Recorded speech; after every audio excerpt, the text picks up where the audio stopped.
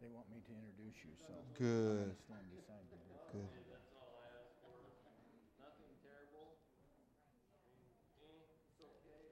Could we come on in? If you're out there and want to come in and listen, come on in.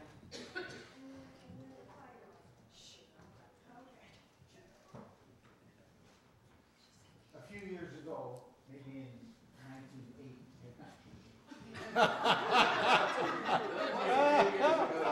2008, I was stopped at Fred Green's in Missouri to find somebody that we can share mission money with, who not only preached the gospel, but fed the poor. And Fred invited us in and showed me a picture of this gentleman, Salonique Adophe. Did I pronounce the last name right? Okay. I only went with Salonique. Very seldom do I use Adophe. But Salonique, of course, wasn't there. But anyway, we started giving to them, and somehow that connection grew to the church here. And they have one of the most holistic missionary enterprises that I know. They not only feed the poor, they educate, not only down here, but up here, when they get in pre-college. They're starting new churches.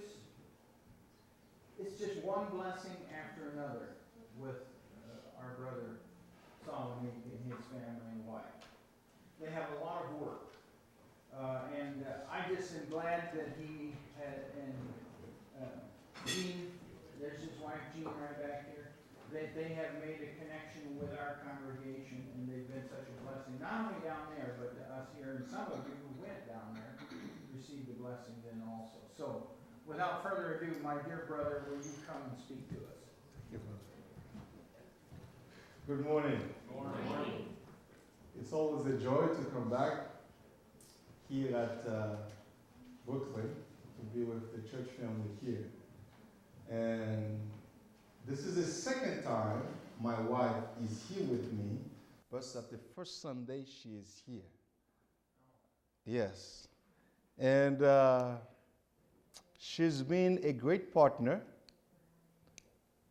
And I say this, seriously a great partner. She's very patient. I don't know what she will get in a crown, but I will be jealous when I see it. We've been married for 17 years and 6 children, 5 boys. It happened that God blessed us with a little girl when we were not expecting it. That did give me trouble. That did get me into trouble because when she found out she was pregnant again, she spent the first 3 months crying. And when I told her, what if it's a girl? She looked at me straight in the eyes and, you, girl? And as if she thinks that girl thing, I don't know how to get that. Well, fast forward, January 16, 7 years ago, this coming January will be 8 years. We were in the hospital and the nurse was working, and it was about 8:35 p.m. when she cried, "It's a girl." You don't want to know what I did, do you? You cried. I screamed like a girl. And I spent the whole evening pacing on that hospital court, thinking I finally have a girl. So we give God all the glory and the praise for what He's done for our family. We are one of the most blessed people on this side of heaven. I say this because many people in our country, when they get married, the first thing is a kid, a child. And when you don't have that child, you are in trouble because people are looking down on you and people are, it's bad news, especially from the male side. And that sometimes the women, you know that for sure, has nothing to do with the problem, but she is the one not so educated culture would blame for. So for us to have 6 kids, we defied all those logics, you know? And the other thing is, our oldest son, who is biological son, who is 16, when we get from out of the hospital with him, we went to see a doctor with him, true, for a couple weeks, but after, and didn't stay at the hospital, we never have one of our children spend a night in hospital. Not one. What more can I ask? God gave us a home.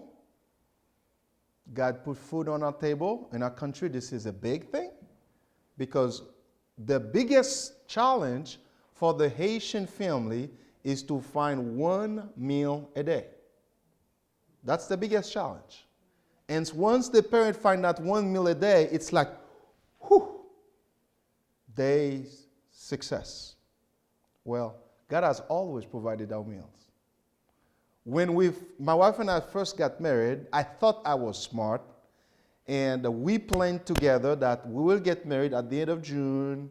At the end of June, I was working with 5 different schools, so I will get all those paychecks together. My wife is an excellent person with steward money. You think you cannot stretch a dollar? You're wrong.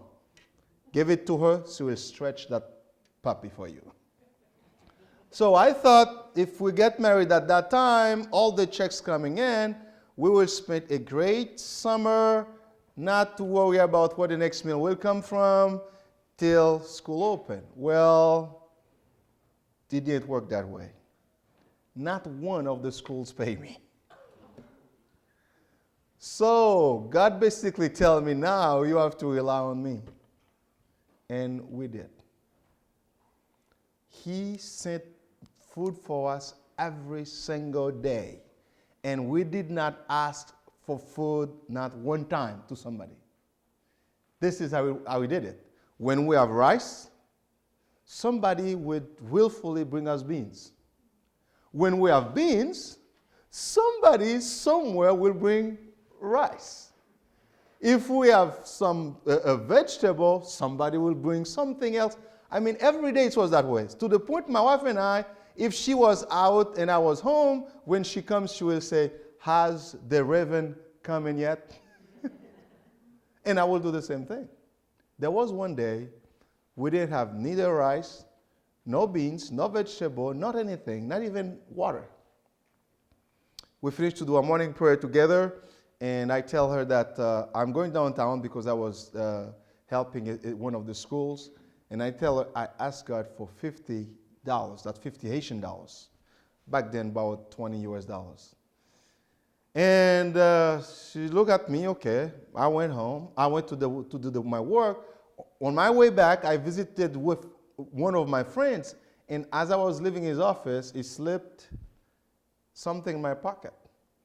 When I arrived close to the market, reached my pocket and look, it was $50. Right there on my blue bike, in the middle of the road, I said, I wish I asked for 100. And let me tell you, God has always provided. Our ministry, God has blessed it tremendously. We started in very, very humble ways. But we serve a big God. We serve the God who owns everything. We serve the God who has turned water into wine. In the next few minutes, we're going to see what he has done. But let me tell you in brief. When I finished at Central, I went to Cincinnati. When I finished at Cincinnati, I went to Haiti. That was June 2002. When I arrived there, start meeting with people that I knew to talk about the ministry. And September, I said to them, the people who want to be part of the church planter, let's start meeting for a Bible study this time. So we start meeting for Bible study every Thursday, all the way to December. But at the end of November, we start doing door-to-door evangelism. And December 29, we said, let's try it. If we invite people to come to church, how many would show up? But we said, because it's not the church starting yet, let's do it Sunday night to see how it will work. Well, first day, my ego was crushed because I was thinking some 20, 50 will show up, 6 showed up. Well, we had the meeting with the 6, and we did that all January. But on first Sunday in February, we said, we're going to launch a church. Whatever happened. It's God business. We had 42 people showed up. From those 42 people, about 12 decided to be part of the new church. They would call that church their home church.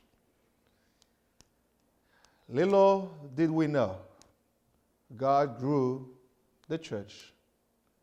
And today, in that first church we start, as we're worshiping today, as they are worship today, if they worship with 600, they will call it a bad day. And not just that church. God has helped us to start 2 other churches. One in 2009, one in 2012. The one we started in 2009 now is meeting with 200 people on a Sunday. The one that started in 2012 is meeting with 150 people on a Sunday. And not just that, in the first church we started, we also started the same year a school. We started the school with just 17 students. 2 dropped out. We finished the year with 15. Today, that school has over 600 students. We talk about traditional, regular students, grade 1st through 13. But in that same school, we also have an adult program. People who drop out of high school for multiple reasons, but most of them drop out because their parents could not afford to pay for them. We have them from late 20s to 50s, those students. And in that program, we have over 300 students. This year, we sent about 33 of them to the government testing. 21 passed it. You could not imagine the joy of those people. One of them, she's a grandmother. She's in her mid-40s. And she said, I cannot imagine now I'm going to college when my grandkids will ask me where I'm going. But she said that was my whole dream, to have a college education, and now the door is open for me. So, my friend, there are great impact being done there. In the school, in the second church we started in 2009, the same year we also started a school. Very, very humble ways. If you come, some of you will be shocked.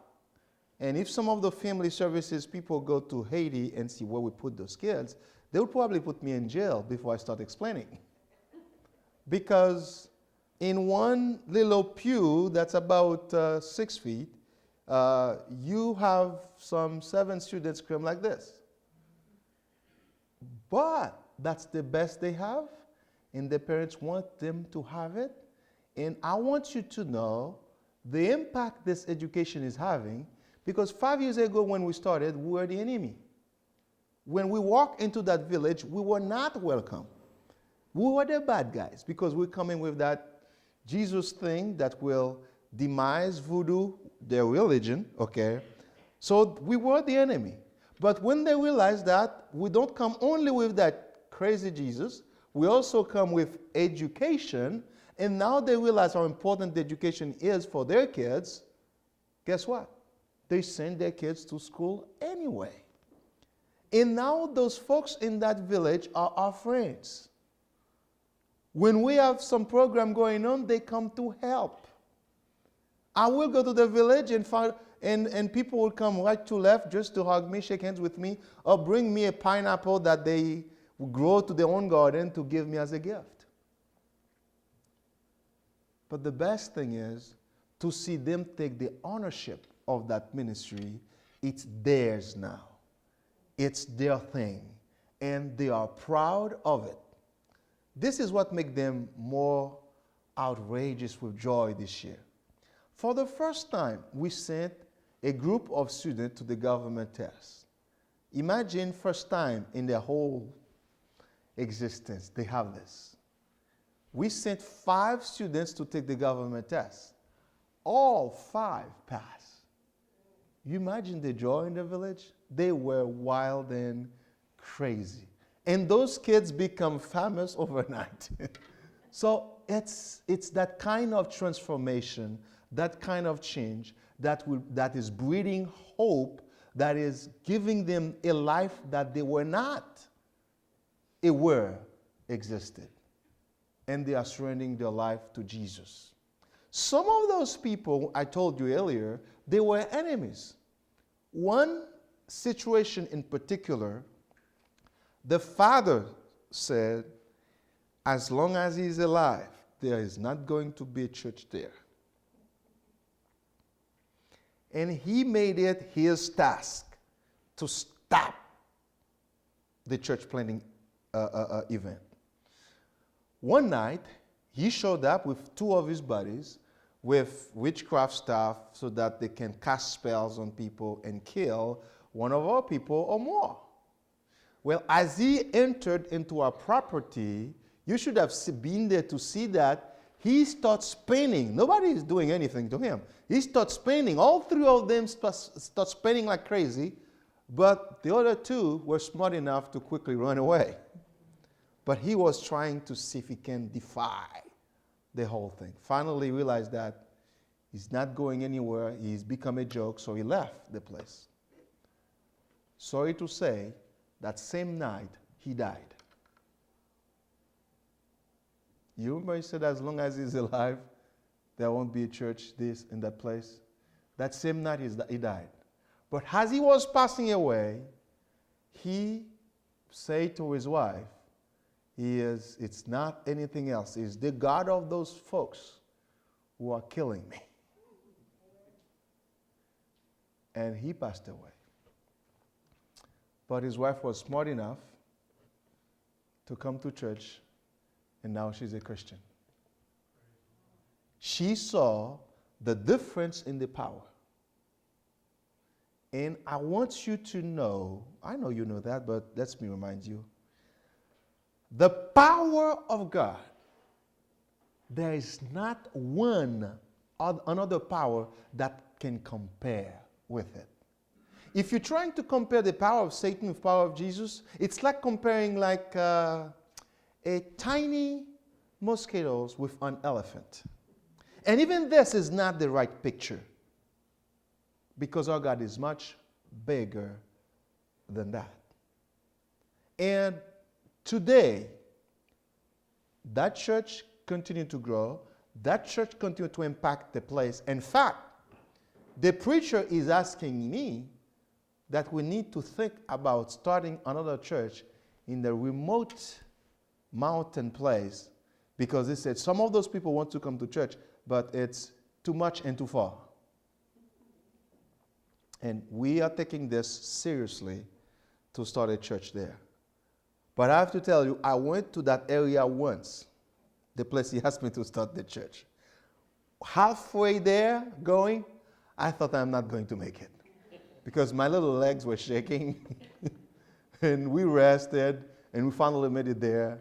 And on my way there, I said, if I could not make it, I would just walk. Whatever arrived at the bottom, arrived at the bottom.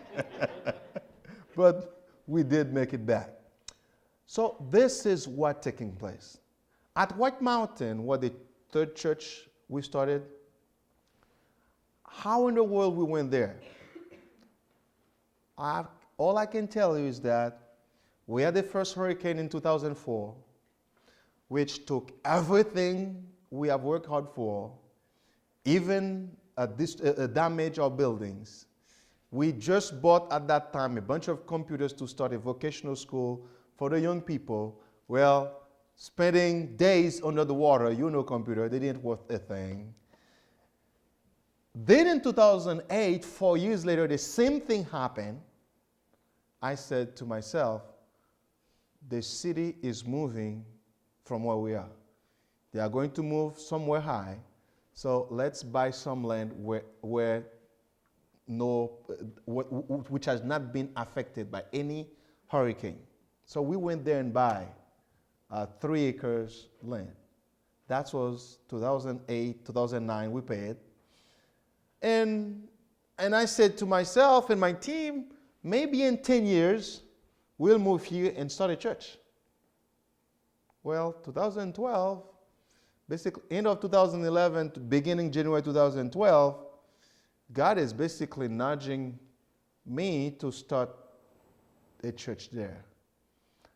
I've been there often. All I can see is a handful of houses. How can you start a church for 2 families when they are not even Christian? Well, by February, it was clear it's not an option. We either go with God or go against God.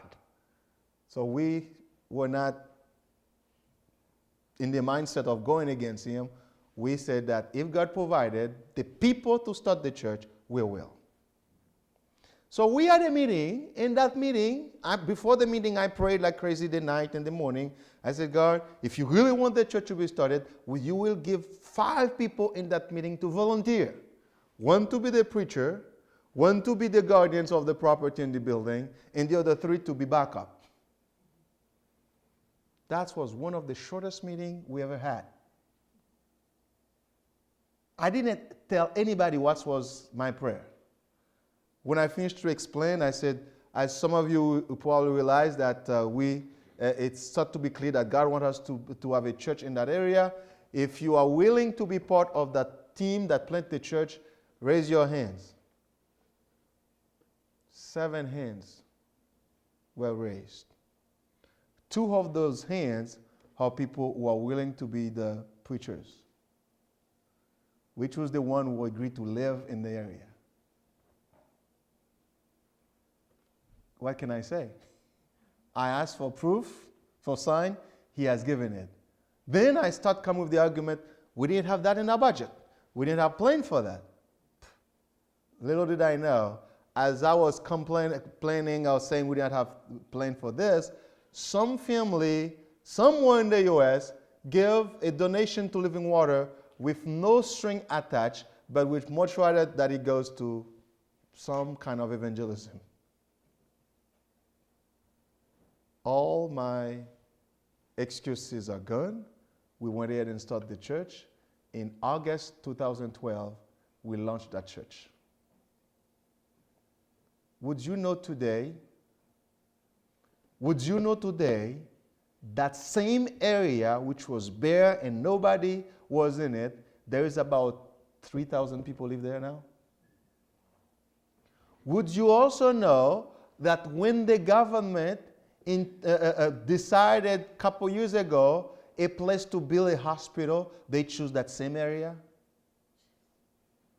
That area that was unknown, nobody wants to go there. Now the government paved all the road leading there. The area where the first church is not paved, okay? Well, lots of people live there. But that area, the government decided to pave the street. It has changed drastically. So, my friend, this is what I love with my God, your God. He knows tomorrow. He knows the future. Because He knows tomorrow, because He knows the future, you and I not to worry because He's Daddy. He is Daddy. He will take care of you. He will take care of me. All we need to do is to just let go. Give it to Him. He knows best what to do. We're going to see a few pictures. And before I start showing the pictures, if you have questions to what I've been said, you can ask because we're going through the picture fairly fast. Questions if you have. I just have a comment. When we were there, we Yes. hadn't even started building the church at White Mountain. We just went to the area. Yes. And I remember there was just a few houses around, but it was very Barren. dry, Yes. barren and dry. If you go now, you will be shocked. Because every time I spent a few weeks not going there, when I go back, new houses, new initiative, it's shocking. It's shocking. But I think we should not be in shock anymore because he knows the future, so we just need to go with his program. One thing about God, a lot of the things that he will ask us to do will not make sense. At least in the beginning. I like to watch VeggieTales. Yeah. When Joshua was taking over Jericho, didn't you think that the other guys had the better idea where they build those big machine guns?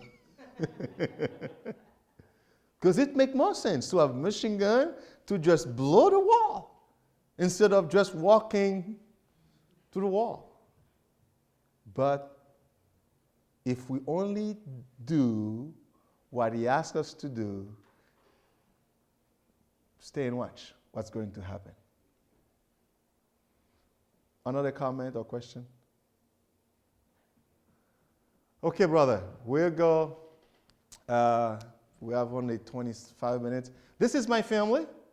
5 boys, 1 biological girl, 1 adopted girl. The other girl is close to mom in the back.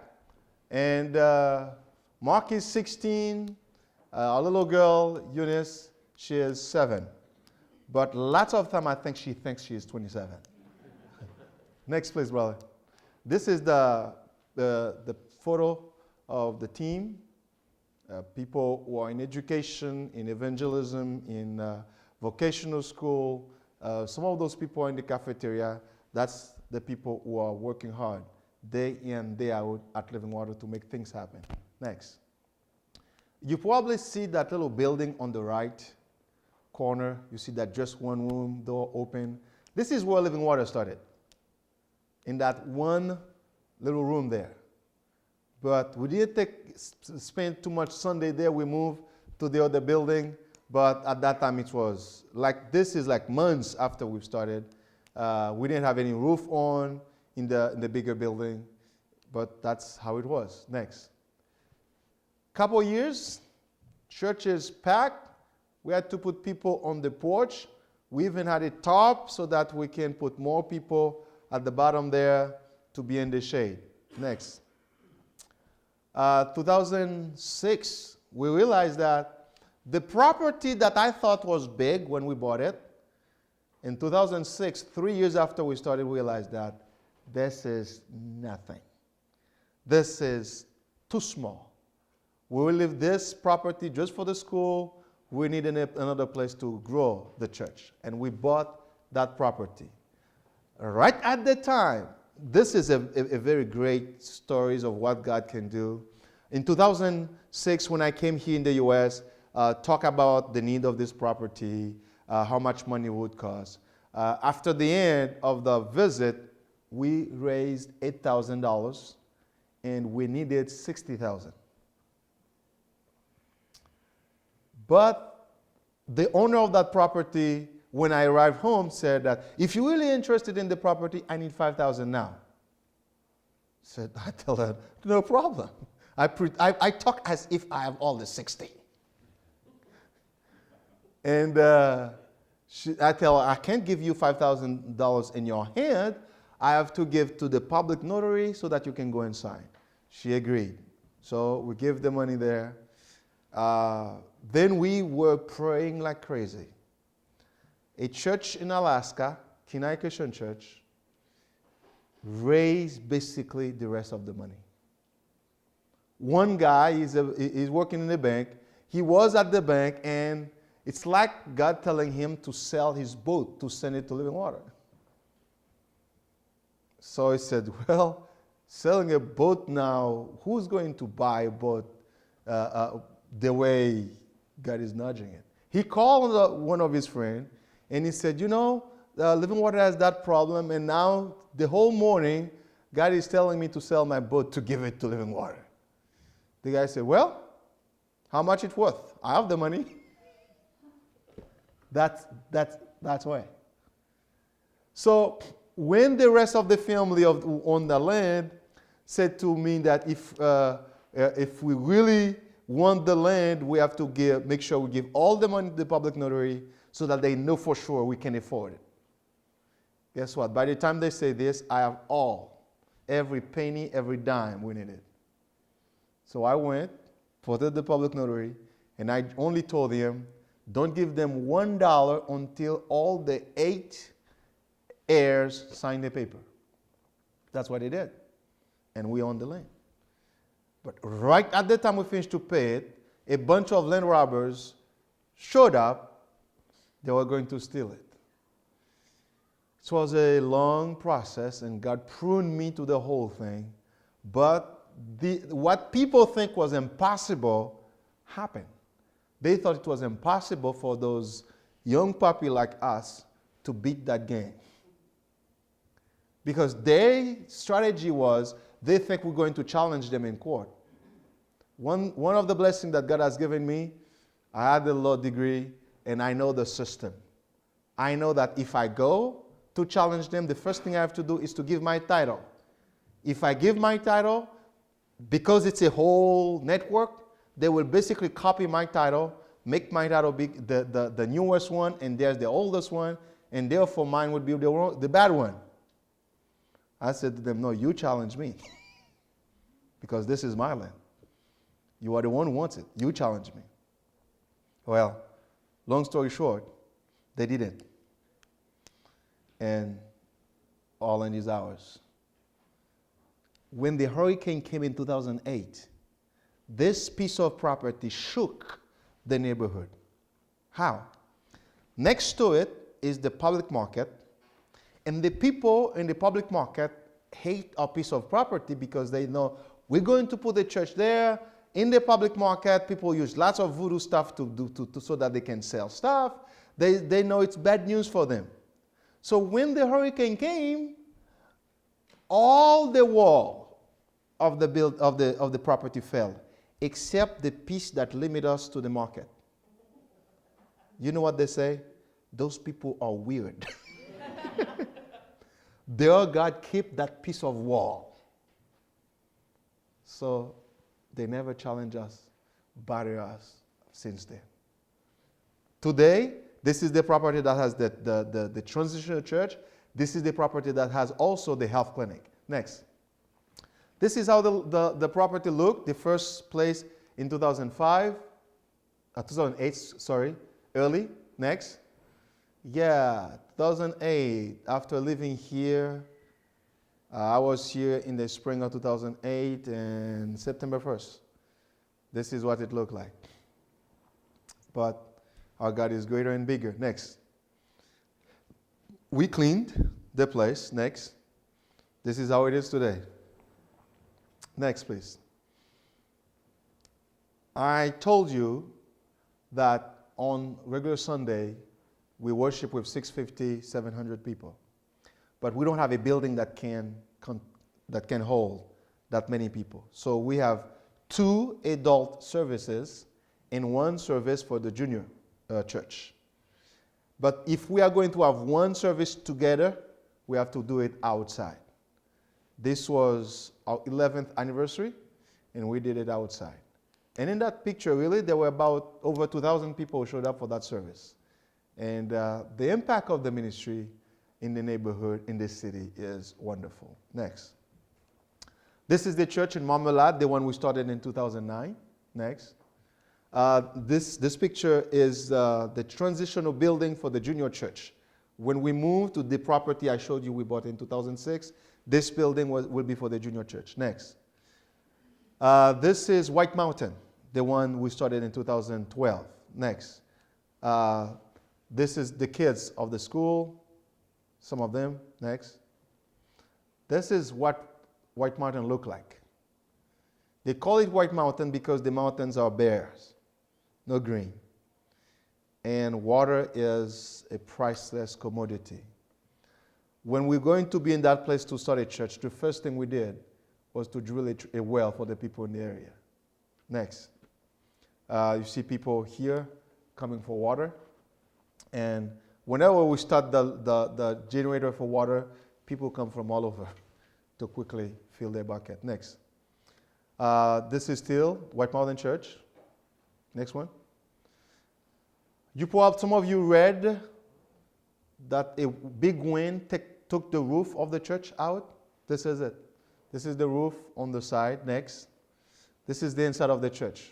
What it look like? Lots of chairs destroyed. And that event showed me also what a big God I serve. Would you imagine that building Sunday afternoon, which always full of youth group people, always the yard always have a lot of kids playing. At that specific minute, there was not one soul in the building, one soul outside. Tell me if it's an accident. Somebody was watching. Next. This is the people, the next Sunday, they worship without a roof on. But next, please. Now the church has a roof back because the same church in Alaska I talked to you about, they sent the $5,000 needed to buy all the building material, and the people in the church meet together and do it. Next. This is them inside the church worshiping. Next. Now, this picture, if there is one thing I am asking you to help me do something with, if it's this scenario. What happened here? It's Sunday school class for the kids. The adults, young adults and all of them, filled the church building for Sunday school. They did the Sunday school class for the kids outside in the shade of the wall. We need to change that. One of the projects we have for this year is to start the Fred Green Elementary and High School. And with that building, we'll have Sunday school class for the kids and all the other people on Sunday. And with that school building, also, the church will grow because the kids will be part of the church, and with the kids, many parents. Next. This is earlier this year. A team went to put solar panel at Living Water. Next. Bible distribution. One of the blessings you can give to a person in Haiti is a Bible. True. A Bible costs between $5 to $9, depending on what Bible you want to buy. But they can't afford that $5, most of them. So when you buy this for them, it's a great gift. Next. That's Emily, who went to Haiti, having fun with the kids. I wanted to a picture of one of the lands, but I could not find it, so I took Emily. Next. That's the kids, a few girls enjoying their meals. And the cafeteria, my friends, is a huge blessing. Some of those kids, in some days, that will be the only meal they will eat.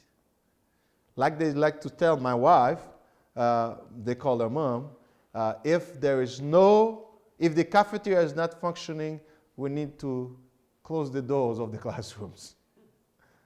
Because that's their livelihood. Some of them don't like summers. They said they would like summer if the cafeteria would still open for them.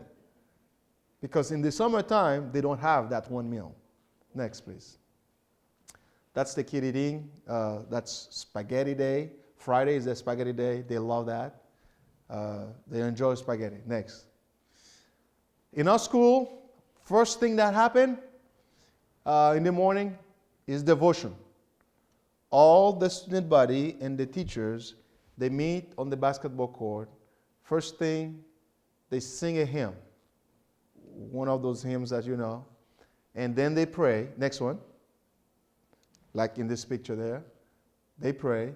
And after the prayer, they have a short meditation, and after the meditation, they go to the classroom. We don't care what's your background is, Voodoo, Catholic, you name it. If you are part of our school, you will participate in devotion. If you are part of our school, you will have the Bible classes. If you are part of the school, you will study the Bible and take tests in the Bible too. And the result, many of them has given their life to Christ. In the video that I will show during worship, one of the girls that you will see in the video, she was against Christianity as hard as you could be. She is vocal. She doesn't hide what's in her mind. She didn't hide what her position was also. But guess what? Now she's a Christian. And she's also a vocal Christian. Next. That's the building, the health clinic. When we started, first day, my wife wanted a health clinic, but finally, after so long years, she finally has it. And this clinic is a blessing to the community. Next, please. This is Dr. Dan taking care of a little girl. One of the days, I walked to the clinic, and I saw a lady who came.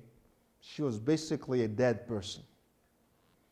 After the diagnostic, and Dr. Dan said, well, if we could find, I don't remember the name of the medicine to go through IV, he said that there will be a chance we can have her back. And the nurses who have not had critical cases like that before in the clinic, they start crying because they thought somebody will die. And I tell her, instead of crying, go to pray. So they went upstairs in the health clinic and they went to pray. And I went to the city to see if I can find what he was asking. First place I went, I found it. Drive right back, do whatever he was doing. I didn't know what he was doing, so I didn't care staying. When I came back in the afternoon, she was talking again, cracking even joke at some point. By the next day, she was able to walk back home. Now, few months later, I was downtown and somebody walked to me and shake my hands and say, thank you. And I said, you're welcome. But I felt like tell her, for what? She said, you don't know me, but I know you. She said, I was that lady who came practically dead to the clinic. And she said, I am glad the clinic was there. And she went on and on. She said, this is not what I'm going to do. I'm going to the church one Sunday and give my testimony. She did. She showed up one Sunday in front of all the crowd and tell the importance of the clinic for her and what God has done for her through the clinic. Those are some of the things that God has done through this ministry. Next. This is Dr. Kim Radifries from Kirksville. She was cleaning people's teeth and extraction also. She did that work from morning to late in the evening. Next. A group of doctors went to Marmalade. Marmalade doesn't have a health clinic. So when those team goes, they go to Marmalade. It's a huge blessing. But the downside of that, when they are leaving, usually they're crying because you still leave a lot of people you cannot see. Next. This is another shot of the transitional building for the kids. Next. This is the solar panel the guys have put. Next. This is the farm. Some of you probably heard we bought a 65 acres farm. This is the land. Before, if you walk into it, it was a bunch of cacti. And now, in this picture, it's peanut and watermelon. It's a huge difference. And we need to put the whole thing in service. Next. This is, there in this picture, Jude was doing the delimitation so that they can start the groundbreaking for the elementary school there. Next. Okay. These are some of the prayer requests we have, like completing the transitional building and also the Fred Green Elementary School, fencing the farmland that I've just showed you, and praying for the radio station. We need the license for the radio station. We also want you to pray so that we can have the Christian university we want to have. And one thing you need to pray for is for partners to choose bright young men and women that we have in Haiti for educating them in U.S. and other countries so that they can go back and start the thing. Some of you probably heard of my brother Luke. He's now back after having his education in Central and in Cincinnati. He's now back teaching and preaching. And the same thing happened to one of my friends, Dan.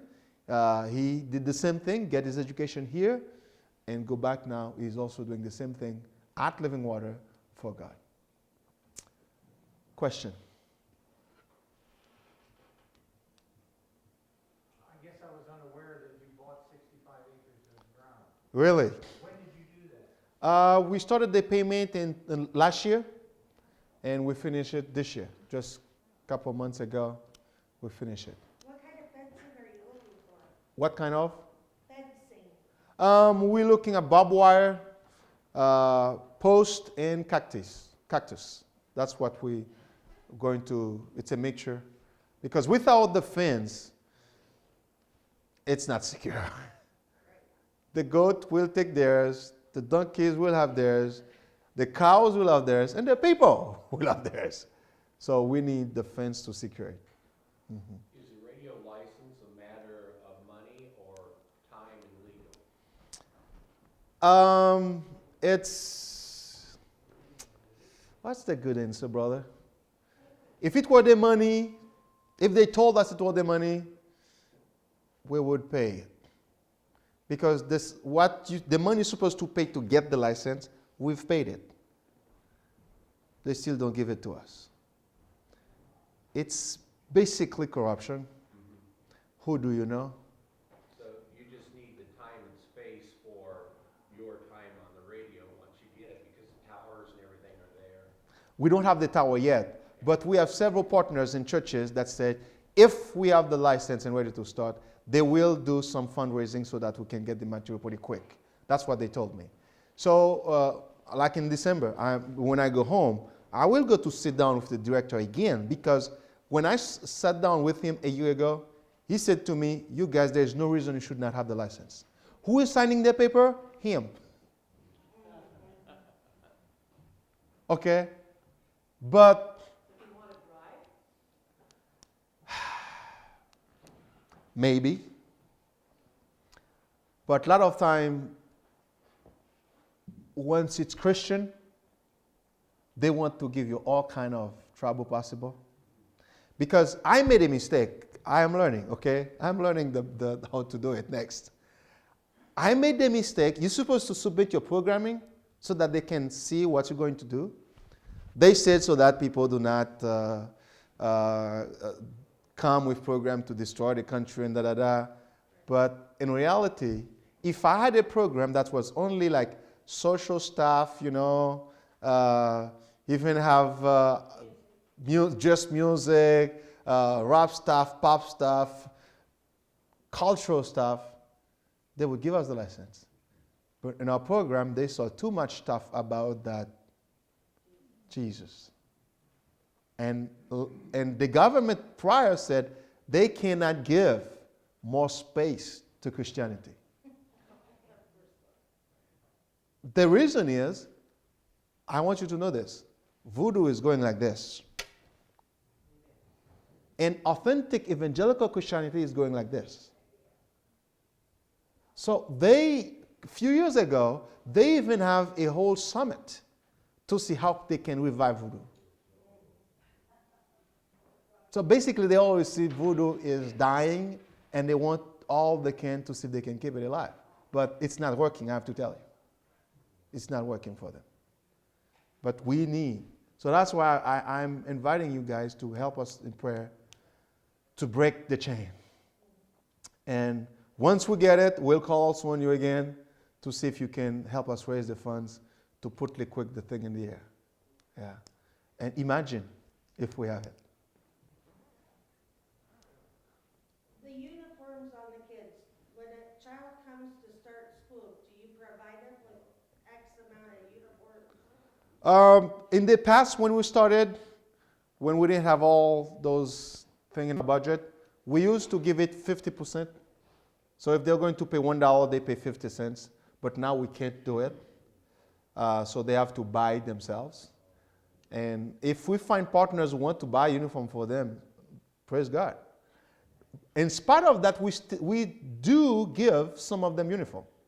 Because some of them, black and white, they can't afford it. But we don't go and say, if you can afford it, we'll give it to you. Suddenly everybody can afford it. So what we do, my wife especially is good at that, is pacing through doing research time to see which one is using an old, worn-out uniform, and then she will make a package for them and slip it in their bag and help them to They've done a good job not putting the word out, so that's how we help.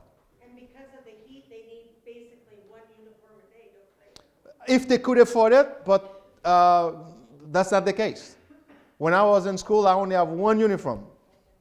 In fact, there was a time I wore the same uniform for 3 years.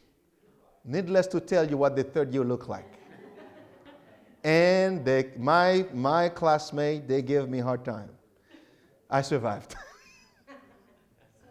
sponsoring the kids will that help provide the uniforms? It used to be, but with the cost of price for food and the demands of our teachers, cost of the money that we have to pay to the teachers, we don't provide uniform anymore with that. It does help in buying books. So thank you very much for bringing that to us, Sister Lang.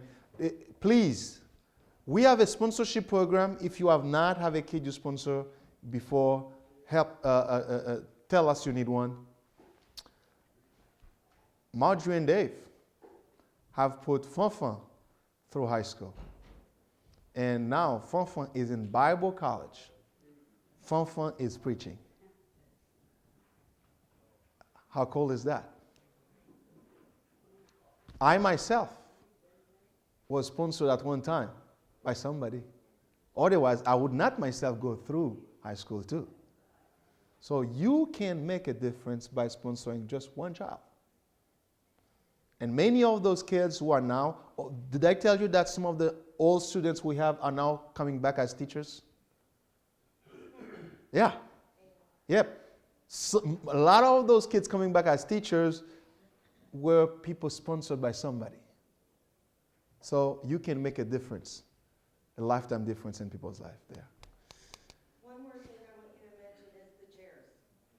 Yes, we need chairs and chairs. Our big problem is space and chairs. So we want to finish that transitional building. We want more chairs so that we can sit people. Because Sunday, like every Sunday, is a headache. Because you have to set up for first service. And after first service, you have to take chairs to classroom for second service. And then after the Sunday school, bring chairs again. It's a whole thing. And Monday, to sit all the students, it's a whole chair issue. So we need you. Brother?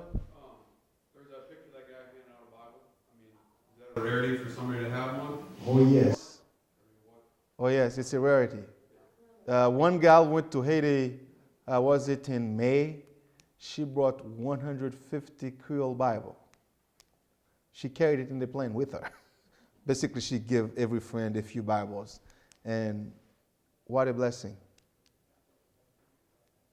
I give to my class, which is the beginners, people who just come to Christ. I give each one of them a Bible. Some of them, tears came down their eyes because they could not believe they have their own Bible. It's a blessing. Is there a particular version of the Bible that you prefer for your students? It's either French or Creole, whatever the version is fine. It's not English, so we don't have the luxury of having 50,000 versions. No, but Yeah. Like the King James verse? No, there's not those versions in French. There is only Louis II in French. It's Louis II. In French, they have a few other versions, but for us, it's only Louis II. That's what they use. In the Creole, there's the Creole Bible, and that's it. Yeah, so there's not King James, NIV, NESB, NEV, LTB. No. Are the chairs that you're looking for purchased in the States and then shipped, or are the chairs? So far, that's what we have done. Buying the stage, shipped to Haiti. But really, the way they need it is so crucial. If somebody would donate money so that we buy it right there in Haiti, it would be a blessing. One of my wife's biggest stress is chairs. Monday to Friday. She take a break on Saturday and then Sunday morning start over again. Yeah. So you have an unlimited supply of chairs in Haiti that you can purchase?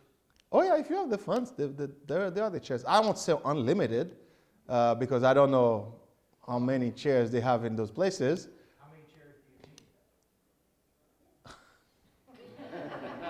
Oh, give us a number. 500? Yes.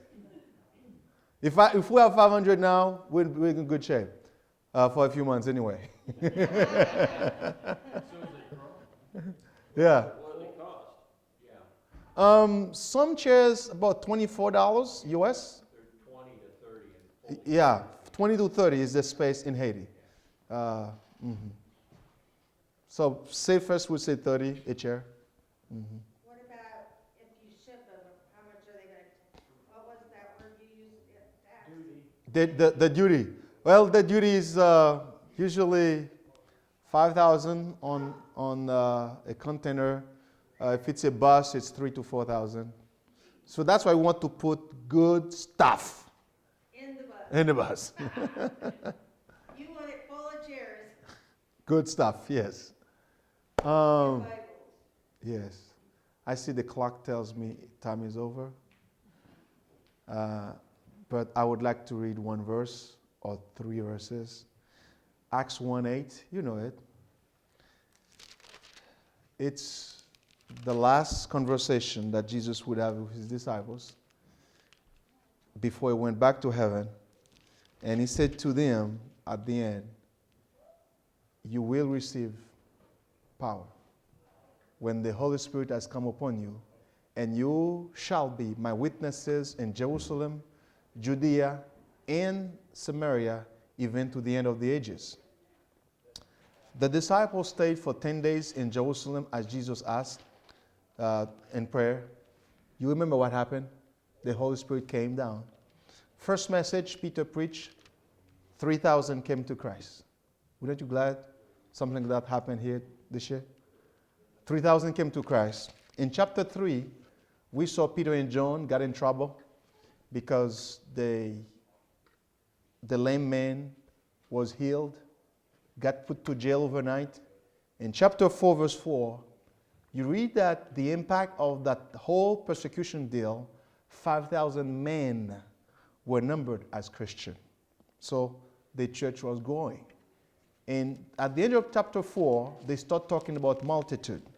My favorite in that group is chapter 6, verse 7. In chapter 6, verse 7, we read these words. So, the word of God spread.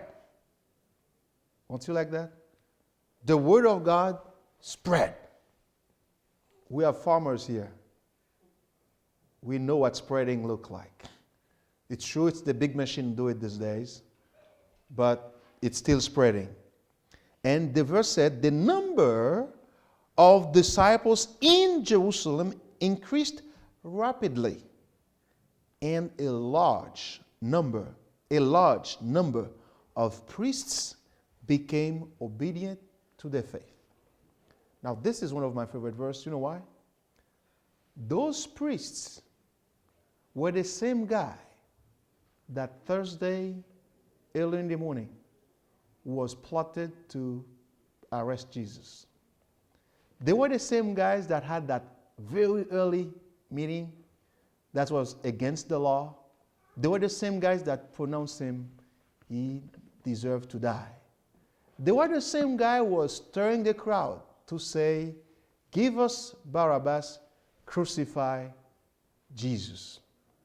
Who are they now? Disciples. Never say, so-and-so will never become a Christian.